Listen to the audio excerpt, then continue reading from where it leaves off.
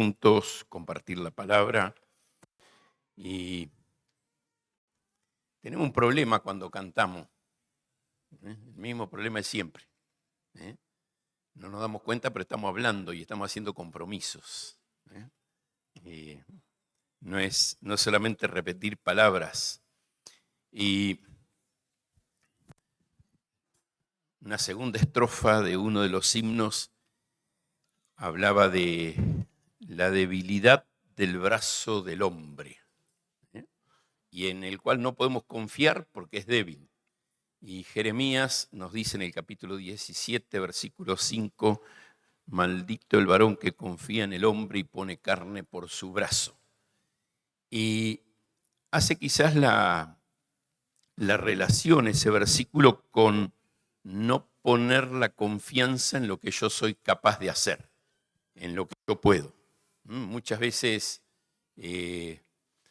nos vamos por el lado equivocado y vamos pensando en lo que yo soy capaz y lo que yo puedo y lo que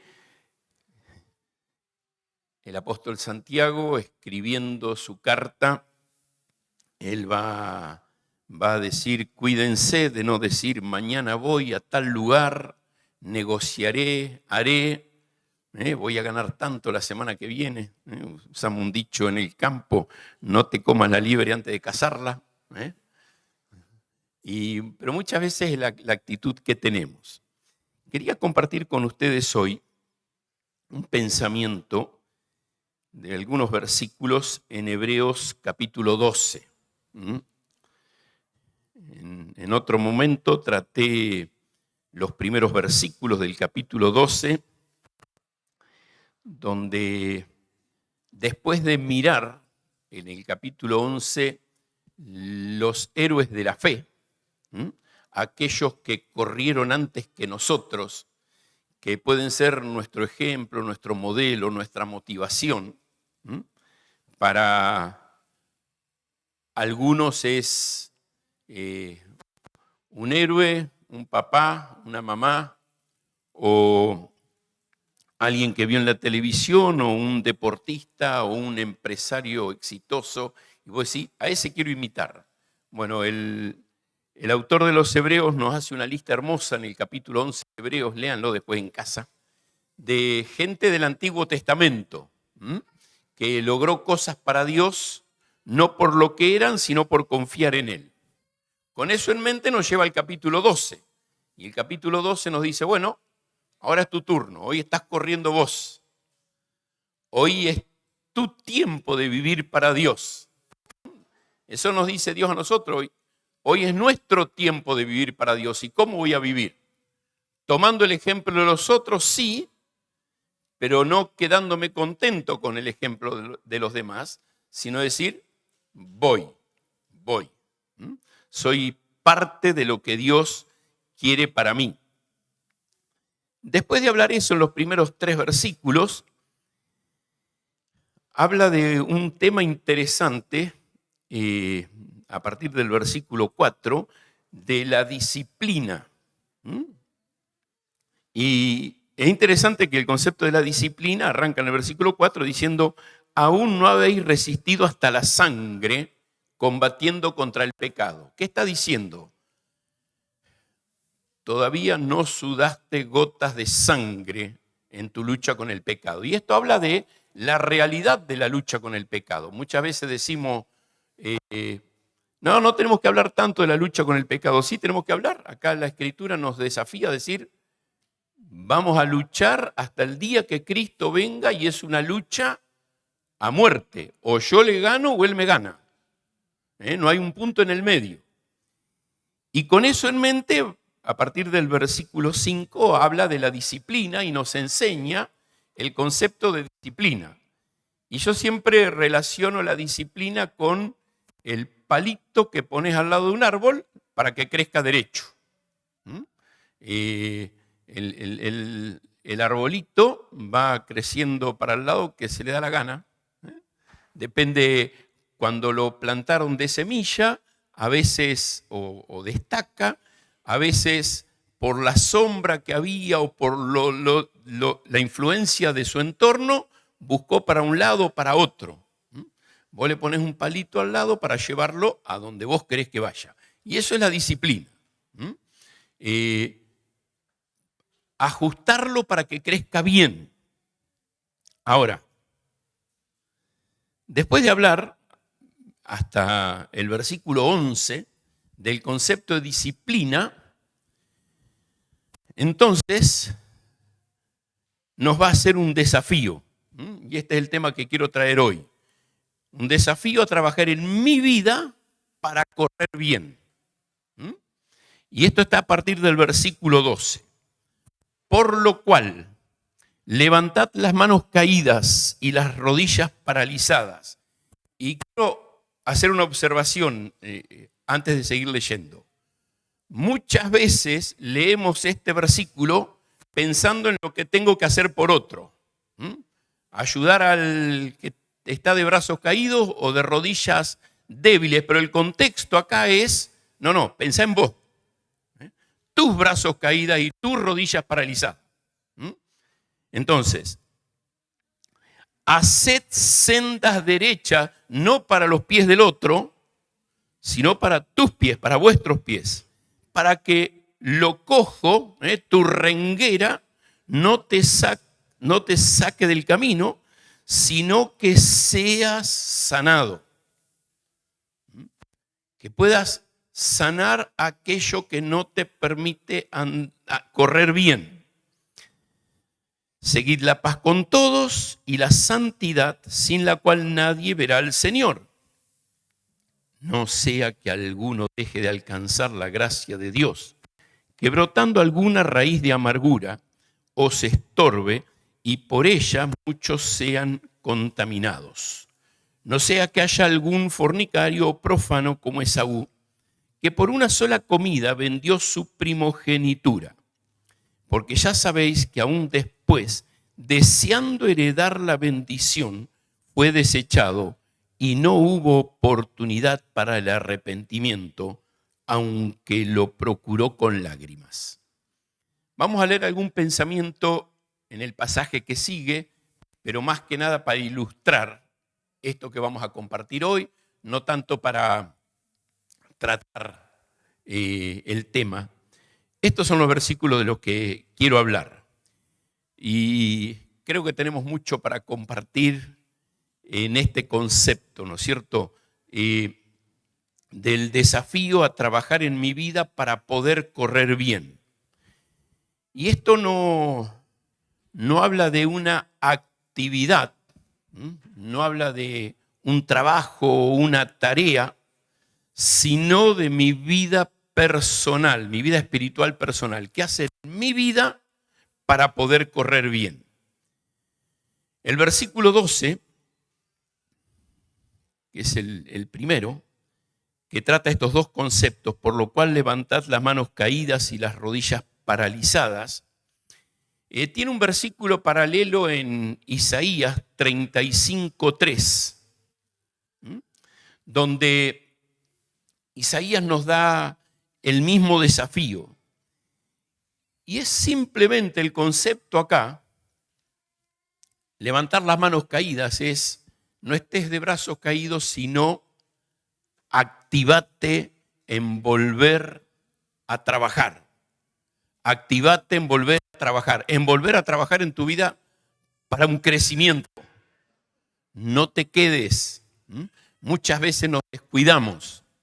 Hablaba el sábado de la mañana con uno de los hombres que nos juntamos para rendición de cuenta y charlábamos, bueno, ¿estás leyendo la Biblia de punta a punta? Y nos desafiamos. Es decir, bueno, vamos a arrancar una vez más. Y vamos a preguntarnos y vamos a ayudarnos. Es volver a trabajar en cosas. ¿Estás haciendo el devocional? Y 2 días sí, 5 no. Desafíate. Desafíate a volver a trabajar en tu vida para las disciplinas espirituales. Y el concepto de levantar las rodillas caídas, porque eso es lo que dice el versículo 12, ¿no? Levantad las manos caídas, y aunque no pone ahí la palabra, pero es como que vuelve a repetir, dice, y levantad las rodillas paralizadas. Aquellas rodillas que están trabadas, trancadas, hace algo para que se enderecen, hace algo para que se acomoden. Y tiene que ver con volver a caminar con Dios, volver a caminar en la comunión diaria con Dios. Si realmente quiero correr la vida cristiana, y no sé si a ustedes les pasa, pero desde el 8 de diciembre algunos armaron el arbolito. Entonces nos enfocamos en celebrar la Navidad. Pasa la Navidad y nos ponemos a pensar o enfocarnos en fin de año. Y ahí empiezan los compromisos. Si hacemos, después que hicimos todas las compras, que tenemos todo, por ahí dedicamos 2 minutos a decir, bueno, ¿cómo fue el año?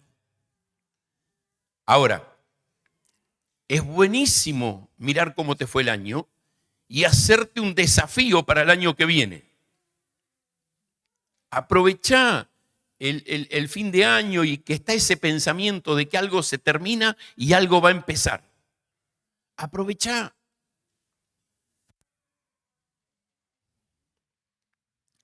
Pero no esperes al 31. Hoy es el día.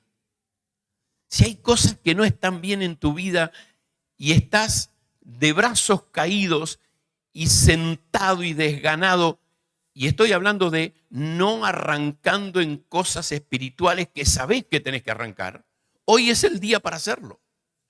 Sos esposo en el culto familiar, sos papá, mamá en la influencia con tus hijos.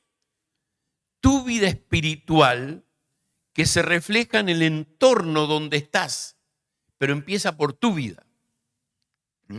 Y entonces el desafío es decir, bueno, vamos a ponerlo en acción.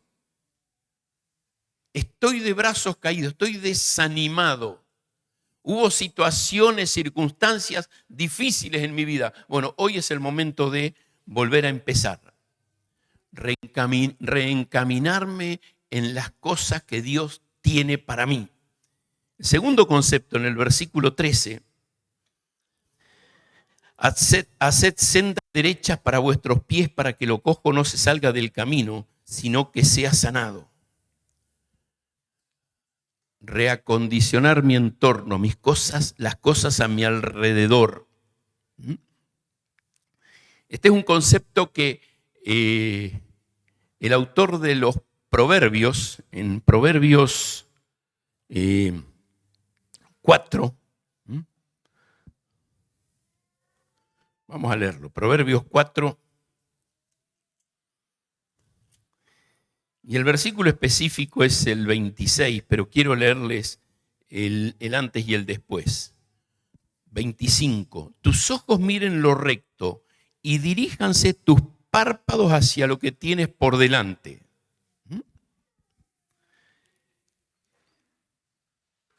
Mirar el camino.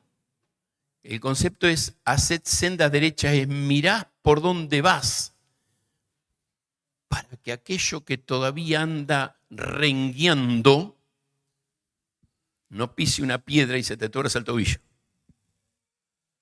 O sea, mirá el camino por donde vas, arreglalo, acomodalo. Fíjate, tus ojos miren lo recto, diríjanse tus párpados hacia lo que tienes por delante. Examina, mirá la senda de tus pies y que todos tus caminos sean rectos. No te desvíes a la derecha ni a la izquierda, aparta tu pie del mal. El autor en el libro del Proverbio dice, aprende a mirar el camino por donde andás y corregilo antes que te dañes más, antes que te vaya peor. No esperes a que venga el desastre para acomodarte, sino cada momento en nuestra vida.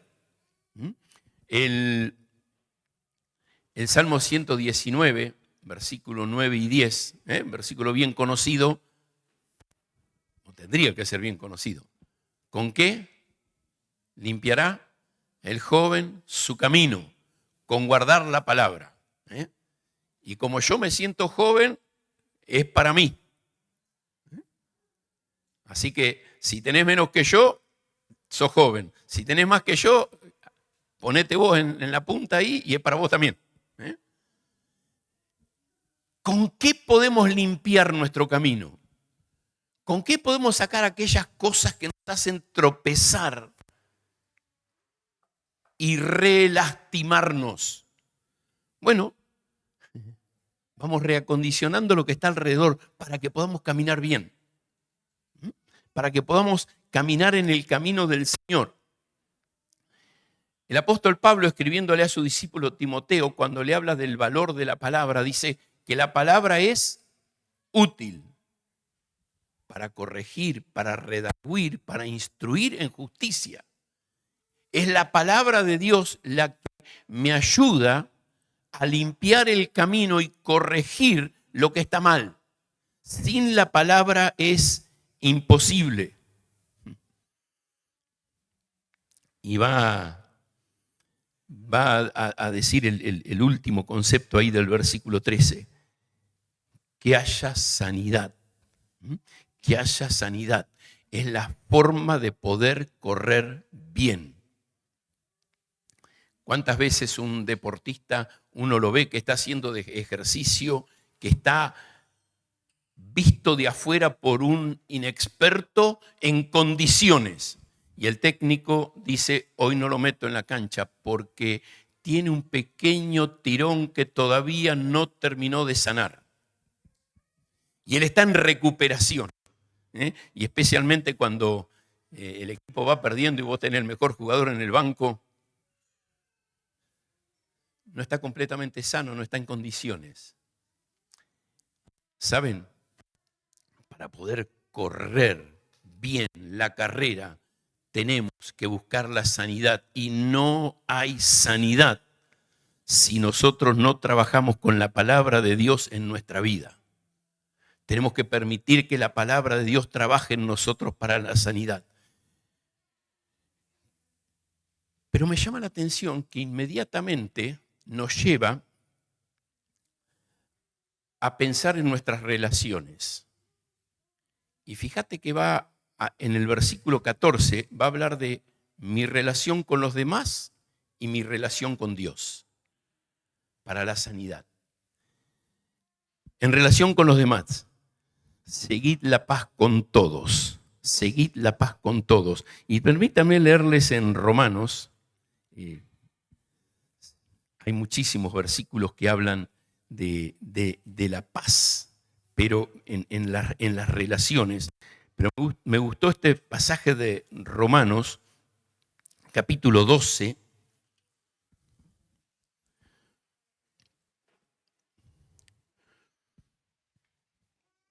que dice, en cuanto a lo que depende de ustedes, en todo el versículo, capítulo 12, versículo 18, si es posible, en cuanto dependa de vosotros, estad en paz con todos los hombres. Y es interesante porque dice, no seas vos el causante de conflictos. No seas vos el que causa fricción en las relaciones. Si el otro problema el otro, pero no seas vos. Y el otro concepto, también ahí en Romanos, pero el capítulo 14, el versículo 9, va a decir, 19, me parecía que le había errado. Así que sigamos lo que contribuye a la paz y a la mutua edificación. Si no es para convivir en paz y edificar, no te involucres. No te involucres. Y esto permítanme agregarlo a mí como un extra, especialmente en lo que hablamos y decimos. Si no va a ayudar a la convivencia en paz y edificar, aprendamos a mordernos la lengua. Cuidado con lo que decimos.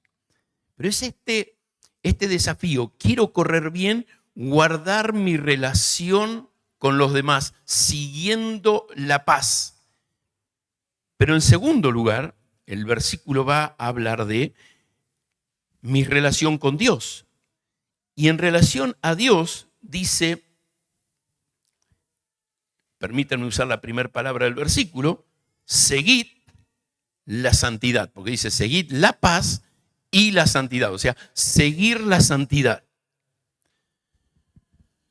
No le tengamos miedo a trabajar por la santidad. ¿Por qué? Porque eso es lo que nos va a ayudar a terminar bien. Muchas veces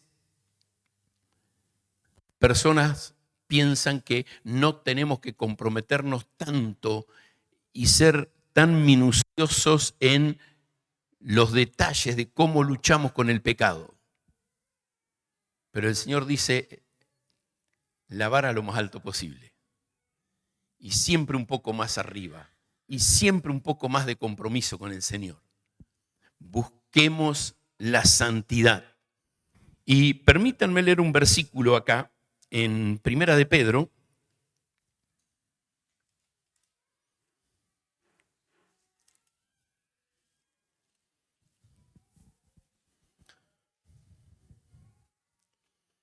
Capítulo 1, porque Pedro va a tratar este tema de la santidad.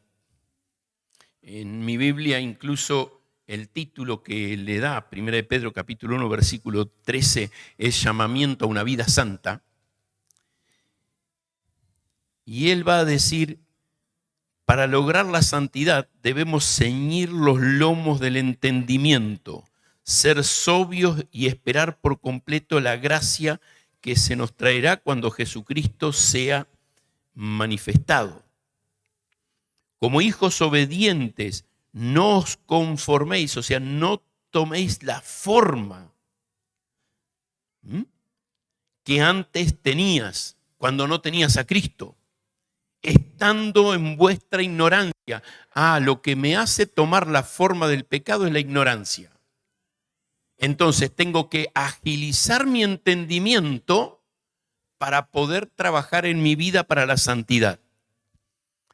Sino como aquel que os llamó, y acá nos pone la vara. La santidad de Dios. Como aquel que os llamó es santo, sed vosotros santos en toda vuestra manera de vivir. Y podríamos decir, nunca voy a alcanzar a Cristo. Nunca voy a llegar al modelo de Cristo. Y te voy a decir, sí, tenés razón, nunca vas a llegar al modelo de Cristo. Pero tenés que llegar lo más cerca posible. Muchas veces la actitud del creyente de nunca voy a alcanzar el modelo de Cristo es, y vuelo bajito, si total igual por más alto que intente volar, no voy a llegar nunca a ser como Cristo. No, mi meta es ser lo más parecido a Cristo posible. Y no sé si se dieron cuenta que ahí en Hebreos usa una expresión, nadie verá al Señor. Ahora quiero hablar un poquito de eso más adelante, pero acá Pedro usa un término ahí en el versículo 13, cuando Jesucristo sea manifestado. Y tiene que ver con el día que esté en la presencia de Dios. Este es el concepto, el día que esté en la presencia de Dios. Siempre cuento, quizás ya me lo escuchaste, que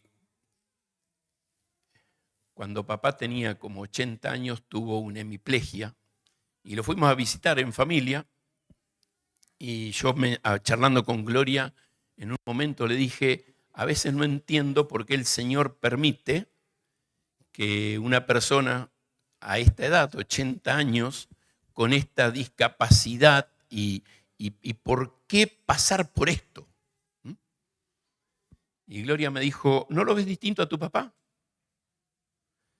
Papá muchas veces fue un hombre alcohólico, muy agresivo, muy difícil de tratar, pero me acuerdo que Gloria me dijo, mira cómo está cambiando, Dios todavía no terminó con él.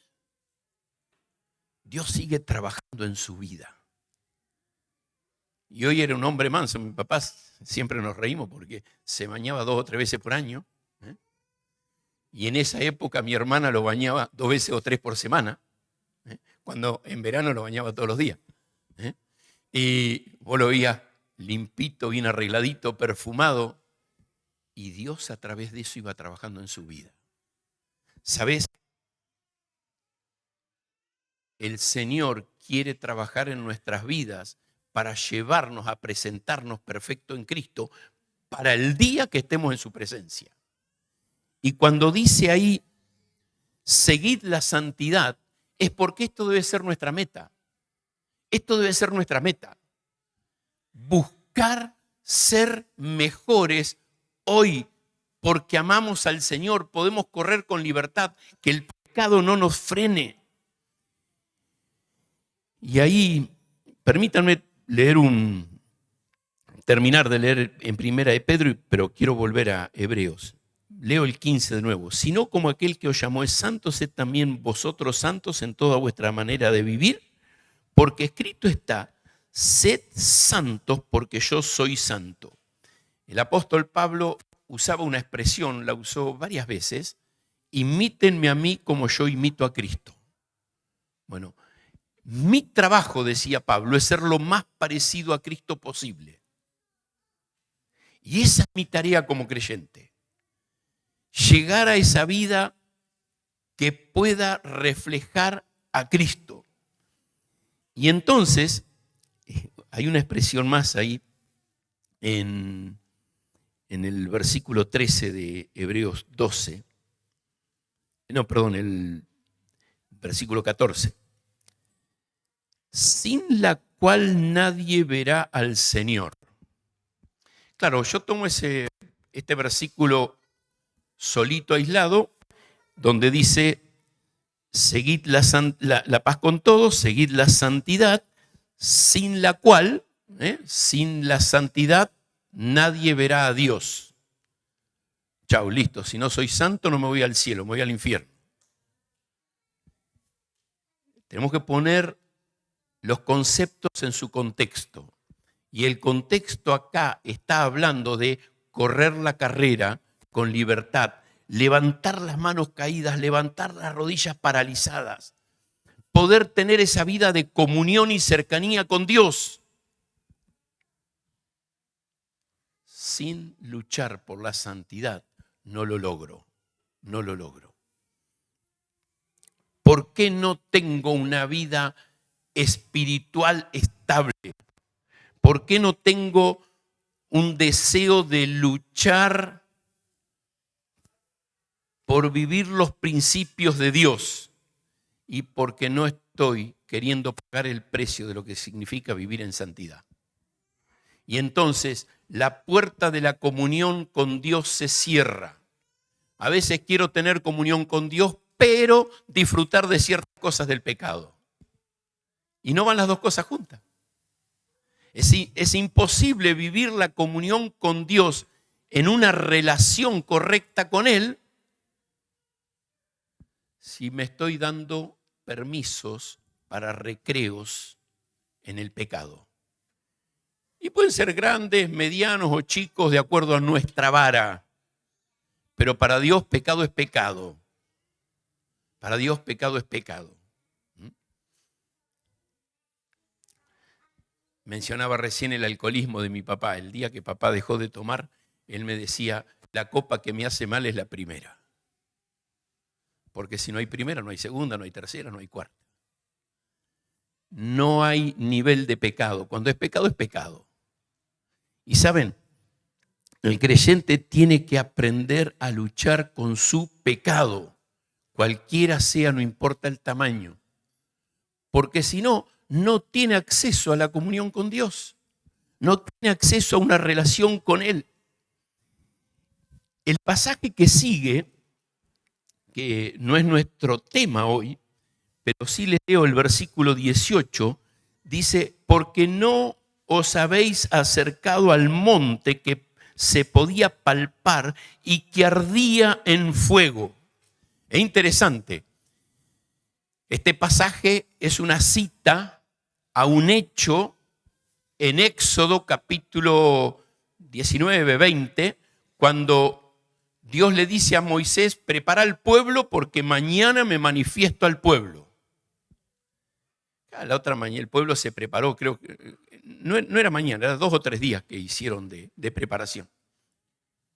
Moisés prepara al pueblo y cuando Dios se manifestó, hubo truenos, terremoto, se sacudió el templo y el pueblo se asustó y le dijo: no, Moisés, arréglate vos con Dios y después decinos lo que Dios te dice a vos. No queremos enfrentarnos a ese Dios. Y acá el autor a los Hebreos está diciendo: no nos estamos acercando al monte de Sinaí, ese monte que está relacionado con la ley, de un Dios que se manifiesta de esa manera. Piensen esto, dice el autor a los Hebreos: si al pueblo le dio miedo la tormenta, el terremoto, los vientos,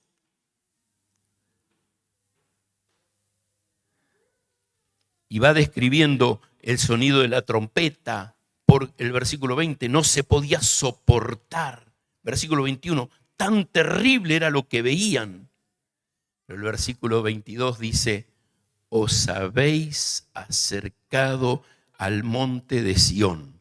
No Sinaí, sino Sión, el monte de Dios, el monte de la gracia, el monte de la comunión con Dios. Ese lugar. Y fíjate el versículo 25. Mirad que no desechéis al que habla. Si aquellos tuvieron temor y reverencia escuchando expresiones físicas,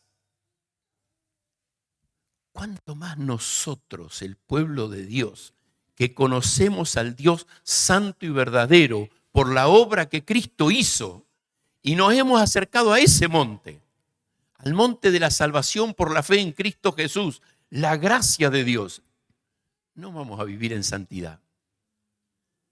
Si aquel pueblo se sintió indigno de estar en la presencia de un Dios que manifestaba su poder de esa forma, ¿y yo? ¿Y yo que estoy hoy acá? No tengo esa manifestación terrible, pero sí tengo una manifestación de un Dios mucho más severo, tan severo que descargó esa ira sobre su hijo. Y esa ira que me tocaba a mí, su hijo puso la espalda para que él la sufra. Y a ese Dios es el que nos acercamos para una comunión viva, para obedecerle. Y esto es lo que nos está desafiando acá el autor a los Hebreos. Nos hemos acercado a este Dios santo, pero no puedo verle si estoy viviendo en pecado. No puedo verle. Como Israel frente al monte de Sinaí no pudo soportar. No sé si se acuerdan la historia, pero Moisés subió al monte. Moisés dijo: está bien, yo voy al monte. ¿Qué hizo la nación mientras Moisés subió al monte? Un becerro de oro para adorarlo. Por eso no podían soportar la presencia de Dios. No por lo terrible que era la presencia de Dios, sino por lo terrible que era la presencia de Dios frente a una decisión de vivir en pecado. Y está diciendo acá la Escritura: acerquémonos a Él para poder verle con una vida de santidad. Si no, no vamos a poder acercarnos. Nos vamos a acercar con miedo. Y a eso va el pasaje un poquito más adelante. El siguiente concepto, el versículo 15. Aprender a reenfocarme, poner mi mira en lo que la tengo que poner. Mira bien, mira bien. Detenete, pensá y mirar. Y saben, este concepto de mirad bien tiene que ver con supervisar desde arriba. Aprender a pararme por sobre y mirar y evaluar todo y evaluarlo bien. ¿Y qué es lo que tengo que mirar bien? Cuidado con no alcanzar lo que Dios está esperando que yo alcance. Mirar bien para estar seguro que estoy haciendo todo lo que tengo que hacer para alcanzar lo que Dios quiere que alcance. Y va a usar una expresión hacia aquel que no está alcanzando lo que Dios quiere, que es disfrutar de la vida cristiana. Es interesante que la vida de santidad no es porque Dios no me ama y me quiere hacer perder del deleite de lo que este mundo me ofrece. No, Dios me ama tanto que sabe que el deleite que este mundo me ofrece me lleva a la destrucción.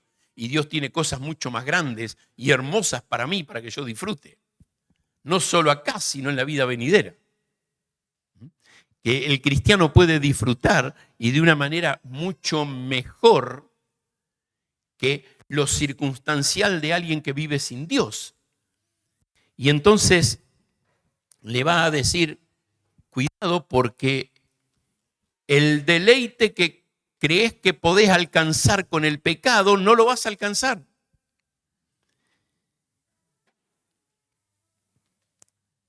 Y usa una expresión, que brotando alguna raíz de amargura os estorbe y por ella muchos puedan ser contaminados.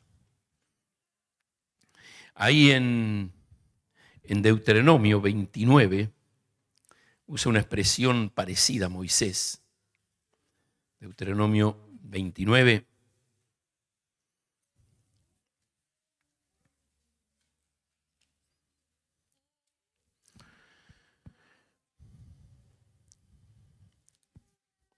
Dice, no sea que haya entre vosotros, 29:18, varón o mujer o familia o tribu, cuyo corazón se aparte hoy de Jehová. Están en el pueblo, parecen del pueblo, pero en su corazón se apartaron de Jehová, nuestro Dios, para ir y servir a los dioses de estas naciones. No sea que haya en medio de vosotros raíz que produzca hiel y ajenjo. Saben, muchas veces relacionamos, y no está mal, el concepto de raíz de amargura con alguien que se queda con bronca contra otro. Sí, ese es un pecado.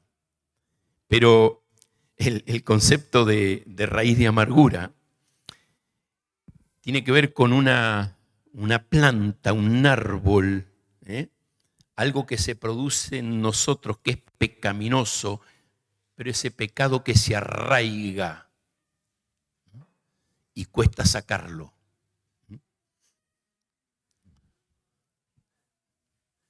Si vas ahí del otro lado del paredoncito, o de este lado un poco también, que hemos rellenado, vos vas a ver que nació un pasto lindo, hermoso, así, para arriba, verde. Es plaga. Diría el cordobés, es cebollín. Es plaga, mata. Y si no le sacás la cebollita, la papita de abajo, por más que lo corte, vuelve a salir y sigue perjudicando. Y este es el concepto, el pecado que tengo que trabajar para sacarlo de raíz. Y cuando habla acá que brotando en ustedes, y en Deuteronomio usa, en vez de raíz de amargura, una raíz que produce hiel y ajenjo, que es lo mismo. Cuando le sacaste el hígado a la vaca, tiene una bolsita en el costado que te tenés que tener cuidado cómo la sacás, porque si se te revienta se desparrama y todo lo que toca lo contamina y no se puede comer. No se puede comer. Amargo. Lo mismo el ajenjo, amargo. Ahora, Yo debo trabajar en mi vida para eliminar las causas que me hacen estar en pecado. Y fíjate que dice que estos pecados estorban mi crecimiento, o sea, no me dejan crecer, pero no solo que estorban mi crecimiento, sino que contamina, afecta todo lo que está a mi alrededor. Mi vida, mi familia, la iglesia, el cuerpo de Cristo. Todo es afectado cuando permito el pecado en mi vida, no cuando el otro peca. La iglesia es afectada cuando yo permito el pecado en mi vida. Y es ahí donde yo tengo que trabajar. Sacar, eliminar aquello que me tiene de brazos caídos, me tiene las rodillas paralizadas. Sacar aquello que afecta a toda la iglesia.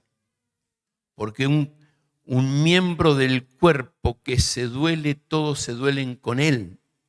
Cuando hay alguien afectado en la iglesia, toda la iglesia es afectada. Cuando alguien vive en pecado, trae dolor y tristeza a la iglesia.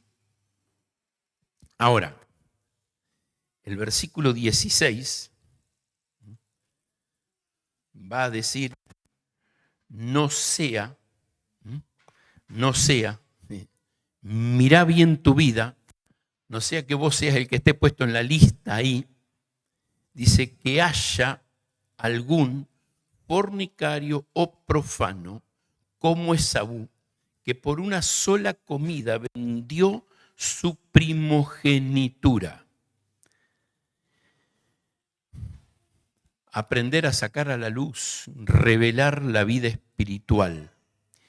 Y saben, hay un concepto que está marcando aquí el autor a los Hebreos. No vendas tu posición espiritual por algo que no tiene valor. Cuando vos vas allí al libro de Génesis y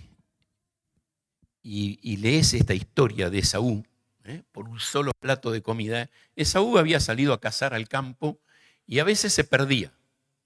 A veces se perdía. 2, 3, 4 días hasta que encontraba algo y traía. Tenía un amigo mío que juntaba en un camioncito que tenía, juntaba a todos los chicos de la iglesia, adolescentes, jovencitos, los cargaba arriba del camión y se iban a un río, una laguna y decía, nadie lleve comida, comemos lo que pescamos. 2 días después volvían muertos de hambre porque nadie había pescado nada. Ahora, agarrarlos a ellos y darían su vida por un pedazo de pan. Bueno, esto es lo que hizo Esaú. Dio su vida por un plato de lenteja. Pero ¿saben cuánto duró el plato de lenteja? 12 horas, 20 horas y volvió a tener hambre. ¿Sabes? Así es el pecado. Te satisface un ratito. Ah, sí, lo disfrutaste. Lo que sea. El pecado que sea. Y venga por donde venga. Lo disfrutás un ratito. Pero trae dolor y muchas veces por toda la vida. Muchas veces por toda la vida. Y entonces tengo que aprender a revalorar la vida espiritual. Revalorar mi vida espiritual. ¿Cuánto vale? Y estar dispuesto a decir, espero un poco más. Encuentro mi satisfacción en Dios. Encuentro mi satisfacción en otra cosa y no necesariamente en lo que el pecado me está ofreciendo. Y va a mencionar acá en este versículo aquellos valores equivocados que Esaú tenía y que había que revalorar. Fíjense, fornicación.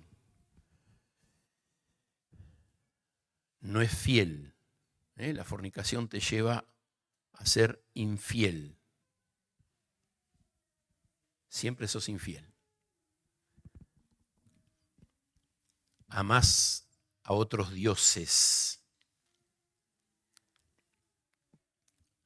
Tenés idolatría en tu corazón. Eso es la fornicación. Segundo lugar, es un concepto, ser profano. Y el concepto de profano es indigno de entrar en el lugar santísimo. Estoy tan sucio que no estoy en condiciones de entrar delante de Dios. Y te doy algo más. No sirve para ser usado en las cosas santas, en lo sagrado, en las cosas para Dios. Te eliminás, no puedes seguir corriendo. Y el último concepto que marca ahí es vendió su primogenitura. Y este quizás es el más tremendo, porque menospreció la posición que tenía en Dios. Esto es lo que hizo Esaú. Menospreció la posición que tenía en Dios. Menospreció el don de Dios y lo podríamos comparar hoy con no valorar a Cristo y su obra. Cuando vas ahí a 1 Corintios capítulo 11 y el apóstol Pablo nos está hablando de la cena del Señor y dice el que pisoteare la sangre de Cristo, se está burlando de la sangre de Cristo. Bueno, esta fue la actitud de Esaú.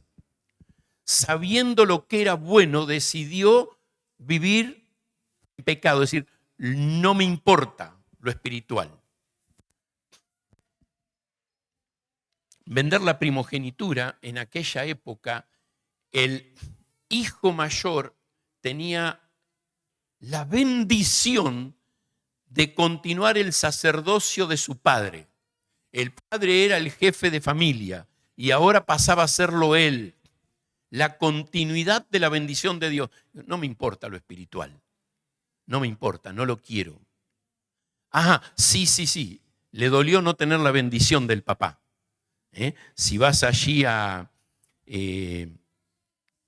Génesis, cuando se pelean Jacob y Esaú por lo que Dios tenía para ellos, ahí en la historia de ellos está en Génesis entre el 25 y el 31, el 34, perdón. Pero tenés la historia de ellos y lo ves con tristeza en el capítulo 27 a Esaú llorando porque quería la bendición, pero no la responsabilidad del liderazgo espiritual. Eso no le importaba. Lo espiritual no le importaban los beneficios. Y ese es el último concepto, que es el que marca el versículo 17, un remordimiento. Y cuando pienso en remordimiento, enseguida mi mente va, por ejemplo, a Caín. Caín no lloró por el pecado de matar a su hermano. Lloró porque, así como yo maté a mi hermano, ahora cualquiera que me encuentre por ahí se va a sentir con derecho de matarme a mí. Le dolían las consecuencias, pero no el pecado. Algo parecido le pasó a Saúl. Algo parecido le pasó a Saúl. Le dolían las consecuencias de haber perdido el reino, en especial no para él, sino para su descendencia, para sus hijos. Él ya estaba acabado. Pero nunca estuvo arrepentido de su pecado. Un hecho un poquito más acá en la historia. Judas volvió llorando al templo y tiró las monedas y dijo, no quiero lo que me pagaron por Jesús, devuélvanme a Jesús.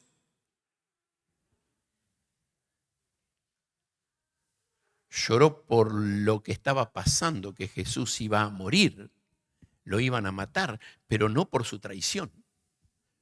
Y esto es lo que Esaú vivió. Es alguien que rechazó. Y sabes, las malas decisiones hoy te marcan. Y vos decís, ¿Dios puede perdonar? Sí, Dios puede perdonar. ¿Dios da nuevas oportunidades? Sí, Dios da nuevas oportunidades. Pero la marca del pecado queda. Y no podés hacer absolutamente nada con el pecado pasado. Y te voy a decir algo. El día que aceptaste a Cristo como tu Salvador, de ahí para atrás, el Señor lo borró todo. Ni se acuerda ni vos te tenés que acordar. Pero desde que aceptaste a Cristo hasta hoy, las marcas de ese pecado quedan. Porque vos sabés que le fallaste al Señor. Ahora, no te quedes llorando por el pasado, pensá en hacia adelante. Esaú, su fracaso fue que nunca decidió cambiar. Y es lo que va a mencionar la Escritura. Fíjate que terminó vendiendo por nada su santidad. Y ese momento efímero de placer lo terminó eliminando de vivir para Dios. Y hay una expresión interesante en el versículo 17. No hubo oportunidad para el arrepentimiento. Esaú no tuvo oportunidad de volver atrás, aunque lo procuró con lágrimas. ¿Saben? Él deseó heredar, pero ya lo había rechazado. Por lo tanto, fue desechado, no tuvo oportunidad. Y te voy a decir algo, las lágrimas no alcanzan. Podés quedarte llorando en el fracaso de tu pecado y eso no alcanza. El Señor espera un cambio. Y te llevo de vuelta un poquito más adelante en el pasaje. Versículo 25. Mirad que no desechéis al que habla. Y no está hablando de Eduardo, que hoy circunstancialmente está hablando acá. Está hablando de la Escritura. Esto fue puesto por Dios para hacernos reflexionar a nosotros. No deseches al que habla. Porque si no escaparon aquellos que desecharon al que los amonestaba en la tierra, y acá sigue haciendo referencia a lo del monte de Sinaí y la presencia de Dios en ese monte, si aquellos no escaparon siendo amonestados por Dios, mucho menos nosotros si desecharemos al que amonesta desde los cielos. Una manifestación poderosa de Dios en el monte y Dios usó a su siervo Moisés para llamar la atención del pueblo y el pueblo lo desechó, decidió seguir viviendo en pecado. Y dice, si aquellos fueron condenados por eso, ¿cuánto más nosotros que tenemos un Dios vivo que desde el cielo nos juzga? Versículo 28. Así que, recibiendo nosotros en lo que hemos creído un reino inconmovible, tengamos gratitud. Seamos agradecidos a Dios por lo que tenemos, por vivir en esta época de gracia y decir, bueno, Dios a mí sí me da una nueva oportunidad. Esaú la perdió. Me la dio, Dios me da una nueva oportunidad en sus condiciones, no en la mía. ¿Cuáles son sus condiciones? Que haya un arrepentimiento, un cambio, un deseo de vivir en santidad, un deseo de vivir para Dios. Y entonces va a decir, mediante ella sirvamos a Dios. Empecé hablando de un desafío a trabajar en mi vida para poder correr bien. Sí, Dios me desafía a vivir una vida que le agrade a Él para poder correr bien, sirviéndole a Dios, agradándole con temor y reverencia. Agradándole con temor y reverencia. Debo decidir vivir para Dios y no para el pecado. Oramos. Gracias te damos, querido Dios y Padre, por poder compartir este tiempo, por poder abrir tu palabra, ser amonestados y animados por ella. Gracias, Señor, te damos porque en tu amor nos das el privilegio de ser tus hijos. En tu amor, Señor, nos das el privilegio por la obra que Cristo hizo en la cruz del Calvario de acercarnos al monte de Sión. el monte de la comunión, el lugar de tu presencia, no porque lo merecemos, sino por tu gracia en nosotros. Padre, ayúdanos a vivir en temor y reverencia, entendiendo que tú eres fuego consumidor, pero que no nos consumes, no nos destruyes, porque en tu gracia viniste a dar tu vida, a darte en rescate por nosotros. Y Señor, no nos miras a través de nuestra condición de pecador, sino de salvados por la obra que Cristo hizo en la cruz. Y esto es lo que nos sostiene. En el nombre de Cristo, tu Hijo, oramos. Amén.